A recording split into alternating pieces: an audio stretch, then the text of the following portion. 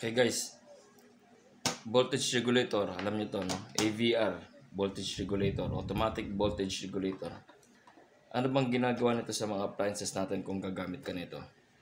Okay, meron tayo electric fan, nakarekta siya, saan ba? Dito. Okay, rekta natin muna sa breaker. Okay, on natin yung breaker. Tingnan natin yung amp meter.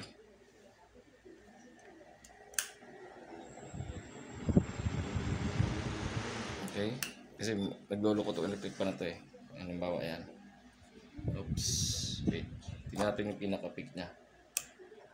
17. Pag tumagal, bababa ng 16. Okay, patay. Buksan natin. 17. Pag nag-stabilize na siya, 16 milliampere siya, okay? Ngayon, saksak natin sa voltage regulator.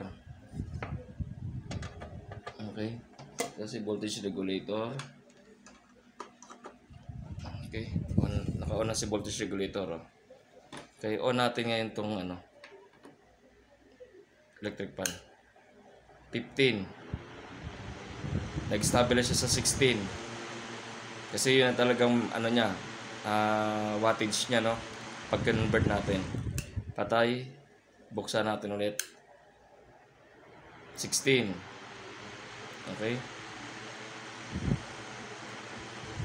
Patay natin ulit. Buksan natin. Okay guys, hindi siya umaabot ng 17. Kita mo. Kita nyo yan. Patay. On ko ulit. Yun, nag-17 siya. Pero, mostly kasi voltage regulator siya, nare-regulate niya yung voltahe natin. Yan, nasira na. Okay? So, kasi ang motor, normally, parang katulad sa mga aircon, nakalagay yan, parang hindi yan pwedeng i-on off agad. Yung parang pagka off mo, on mo agad. So, hindi pa stable yung motor, na-under pa yung motor nun, di ba? Nag-i-spin pa siya. So, halimbawa yan. On ko.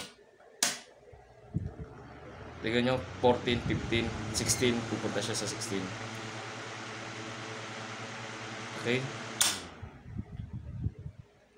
Yun ang gamit ng voltage regulator. Tingnan natin yung peak kanina, 17.